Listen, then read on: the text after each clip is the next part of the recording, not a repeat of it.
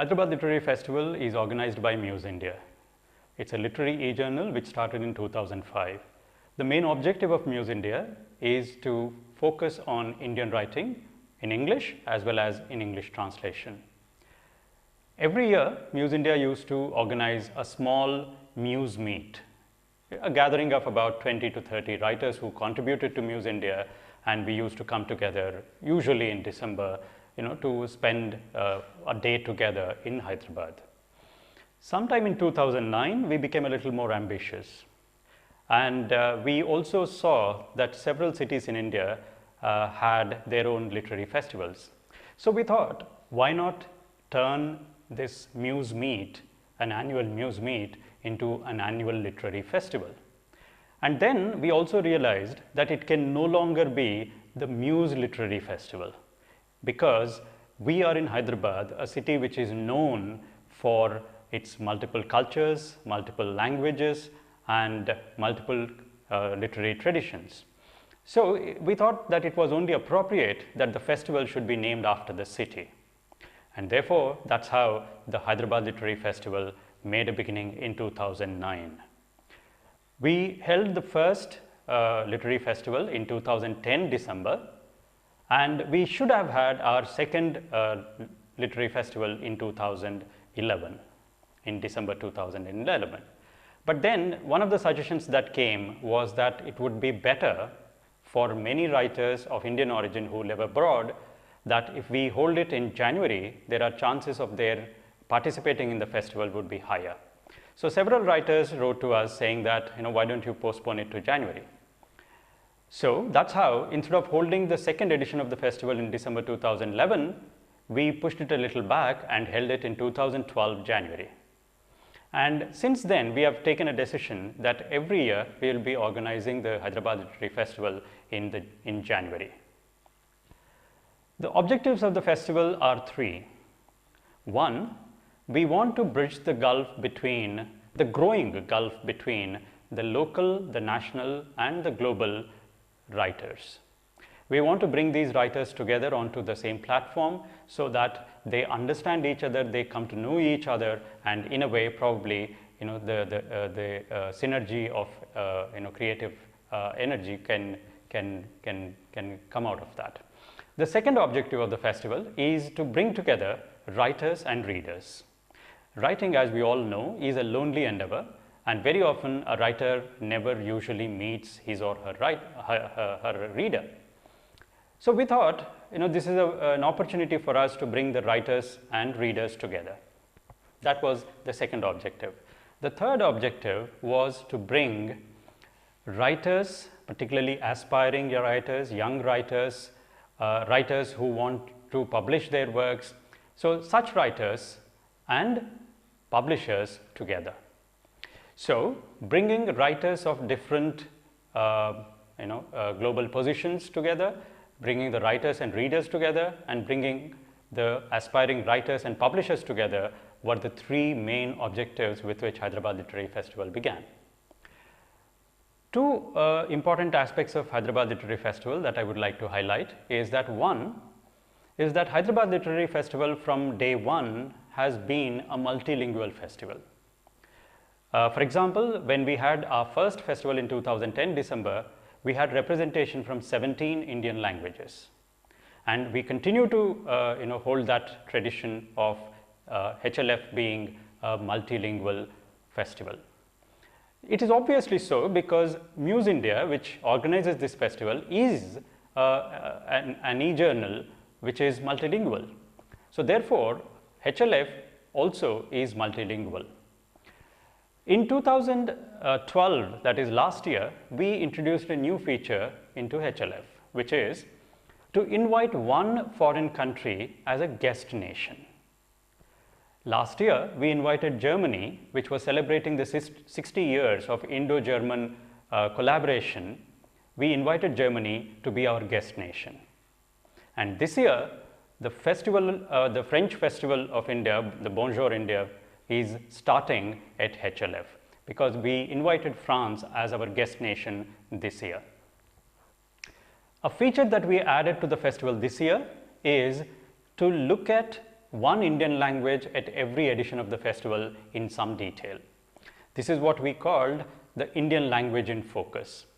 And this year, in 2013, the language in focus is Telugu. What happens when we invite a nation or a language as a guest nation or a language in focus? For example, when we invite Germany or France, and next year it would be some other nation, when we invite them as our guest nation to participate in HLF, they bring their writers and cultural artists who become part of the festival. And when we focus on one Indian language as the language in focus, what happens in the festival is that several sessions which are devoted to that language and that literature become part of the festival. For example, this year's language in focus is Telugu, and nearly 16 Telugu writers participated in the festival. And we, HLF, are about 3 years old. As I said, this is the third edition of the festival, and we are growing and we are learning. We have been receiving excellent support from Andhra Pradesh Tourism, which is our main supporter, and we have also been receiving consistent support from cultural organizations and institutions such as the Sahitya Academy and several universities in Hyderabad, and also, most importantly, the publishers. Several big publishers like HarperCollins or Oxford Black Swan or Neogi Books or Westland, they have all been part of the festival, and they have been bringing their writers, they are bringing their authors to the festival, and they have been a great support. We wanted to, since the four of us who started it, we have always been students of literature, although not necessarily professionally teachers of literature. Only 2 out of the 4 have been teachers of literature, whereas the other 2 were great lovers of literature. We wanted to begin a magazine or journal, but we realized how difficult it is to run a print magazine or a print journal. And yet, we realized that there is a great need to take Indian literature through English translations to a broader readership the world over. So Muse India began with this desire, with the objective of taking Indian literature, both originally written in English and Indian literature which is written in Indian languages but is available in English translation, to the computer screens the world over. HLF is primarily organized by Muse India and supported by several government, non-government institutions and organizations.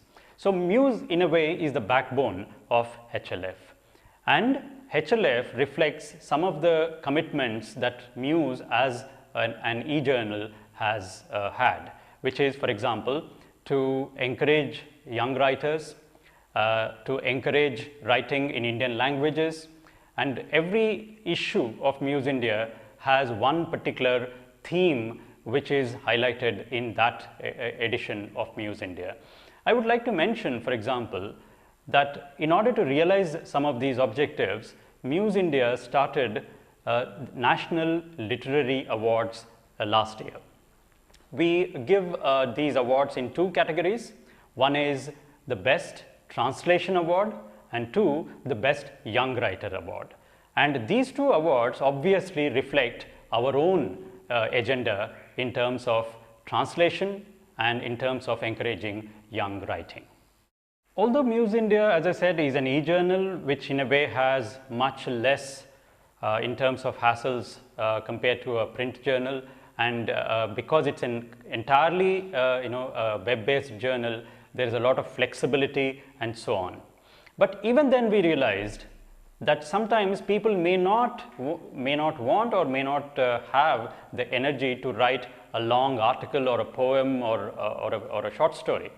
There is in Muse India, we have created a small space which is appropriately called Your Space, which means that you can post a comment or a poem or a kind of your reaction to something that happens.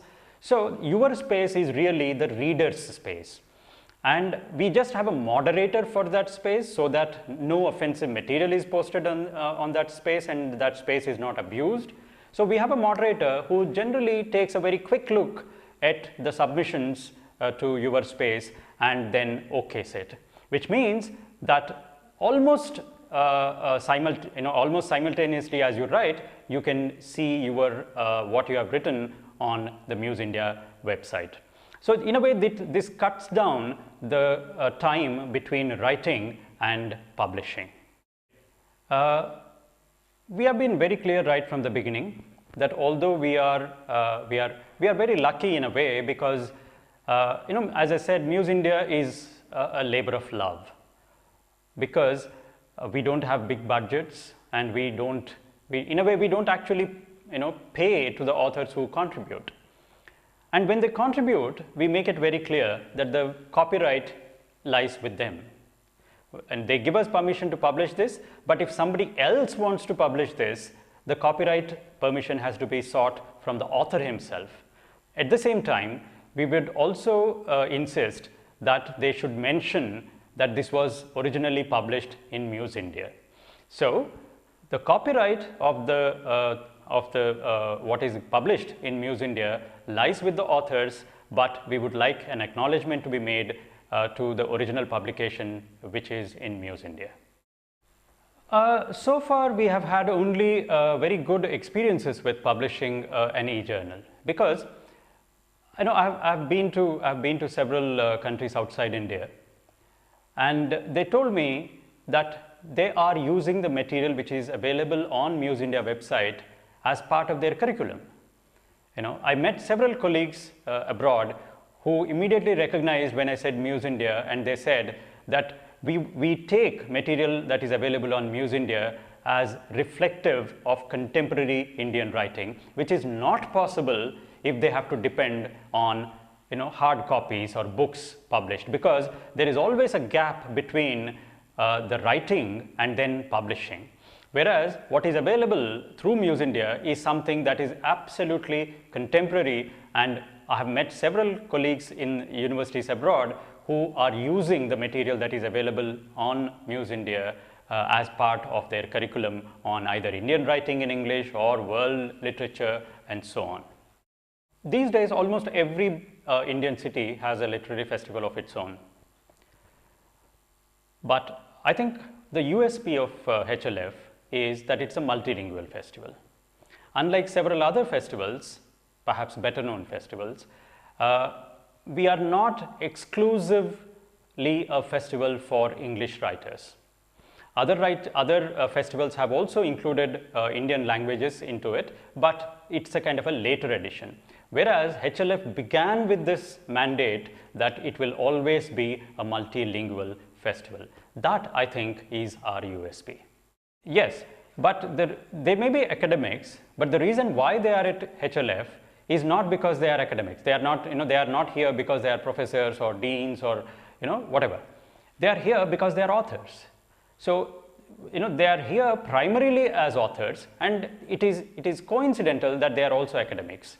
But there are also several writers who are only writers and not academics.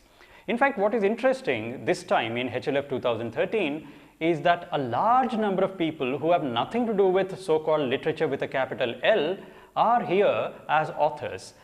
Sometimes some of them are first-time authors, but some of them have come from completely varied professional backgrounds. Journalists, media men, doctors, engineers, and advertising specialists, and so on and so forth. So they are here not because of their professional designation, but because they are here because they are authors and they have a published book to their name. Yeah, we realize that how difficult these days it is to get your work published. And so publishing, although is one benchmark, it need not be the only criteria, for inviting a writer. Some of these writers, as is evident from the list of participants that we have, are not yet published authors in the traditional sense. But they have written poems, and some of their poems have been published by Muse India itself, and some of these have also been published in other web-based journals. So we judge the writers by what they have written rather than by with whom they have published. So while published work is acknowledged, that need not be the only criteria. And the other category of people that you may have, you are mentioning are, yes, they are academics, but they are academics because they may not be creative writers, but they have made major contribution to our understanding of literature. People like Professor Bill Ashcroft and others. So because in a way they are not dissociated from literature, although they may not be creative writers. Well, organizing HLF is tough, as anybody who organizes a festival like this would understand. But it is also tough because I'm a full-time teacher. I teach in a university and I'm a full-time teacher, which means that I devote at least 3 to 4 months of my academic year in planning and executing the Hyderabad Literary Festival. And therefore, in a way, my professional life suffers because of this, not in terms of teaching, but my research and my publications, they are affected by HLF. That is one part. But the more, I would say, the depressing part is that the lack of understanding about why this festival is being organized. Because just the other day, someone asked me point blank, why are you organizing this festival? What are you getting out of this? And I had no answer to that question. Because in terms of, in terms of work, of course it is a lot of work, but in terms of tangible returns out of this festival, in terms of what we consider tangible returns, there is nothing really to show, except the satisfaction, the happiness of the people who participate, and also happy because several young writers who participated in this festival found their publisher during this festival. Apart from such things, the important thing that really makes the organization of this festival difficult is the lack of sponsorship. Yes, we are getting excellent support from, as I said, the tourism department of Andhra Pradesh and also several organizations and institutions, but very often this support is in kind rather than in cash. And in terms of monetary support, we really are far behind our aims. So there is a kind of, if you are organizing a cultural event which is like one evening or something, there are people who are willing to come forward and sponsor. But if it is a 3-day 10 to 6 literary festival like this, people are hesitant to sponsor because very often these days culture is becoming more of a show. It's a kind of a, it's good to be seen in such events, and therefore corporate companies and others are willing to support that kind of events. But when it comes to things like literary festivals, perhaps it is not as fashionable as a cultural event. Therefore, finding sponsors is a very major challenge that we still have not found an answer to, and God willing, someday we will be able to overcome that problem. We would like more participation from the readers, not just the authors, because now we are getting excellent support from authors and publishers. What we really need is the interest and the involvement of the readers. We would like to have larger crowds. We would like to have more people of the city participate in these festivals, and basically, the feeling that this festival belongs to us. It is not a festival that is being organized by someone else, but it is our festival. That it is, it's a festival that belongs to the city. And when that happens, I'm sure the festival will grow in strength.